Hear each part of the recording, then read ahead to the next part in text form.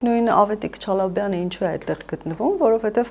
Ավետիք Չալաբյանը չէր, որ Ռուսաստանի Դաշնության իշխանություններին կոչ էր անում եւ նաեւ ուղղություններն էր ցույց տալիս,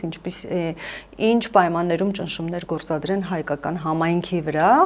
եւ նրանց ստիպեն, որպեսի գան այստեղ, մասնակցեն ընտրություններին եւ այդ տարբերակով անեն իշխանափոխություն, չէ՞։ Նույն Անդրանիկ Թևանյանը չէ, որ այս պահին գտնվում է կալանավայրում, որովհետև նա կասկածվում է Հայաստանի Հանրապետության դեմ կատարած հանցագործության մեջ, պետական դավաճանության մեջ է կասկածվում,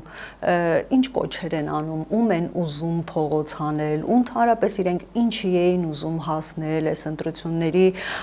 այդ մեծ վստահություն ունեին, որովհետև բնականաբար ինքնուրույն չէին գործում եւ միլիարդներ էին ծախսել ու վստահ էին, որ վերցնելու են, զավթելու են իշխանությունը, որ ինչ անեին, որպեսզի Հայաստանի Հանրապետությունը ներքաշեին միանգամից մի քանի պատերազմի մեջ, որպեսզի Հայաստանի Հանրապետությունը ընկներեն սանկցիաների տակ, որոնցից որ ամեն կերպ կարողացել է ճիշտ դիվանագիտության եւ ճիշտ քաղաքականություն վարելու արդյունքում խուսափել, ինչ էին իրենք ուզում ու ինչ են ուզում հիմա։ Եվ որևէ նորություն նրանց ասածների մեջ էլ չկա, որովհետև վերջերս լսեցի ուժեղ Հայաստանի մասին ասացիք, դիտեցին Արեգ Կարապետյանի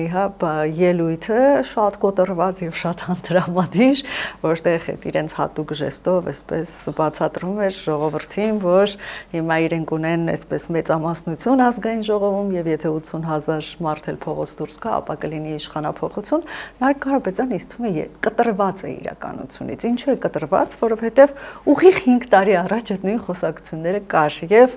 նույն ներկայացվածությունը ուներ գուցե 10 պատգամավորով պակաս ընդդիմությունը ազգային ժողովում։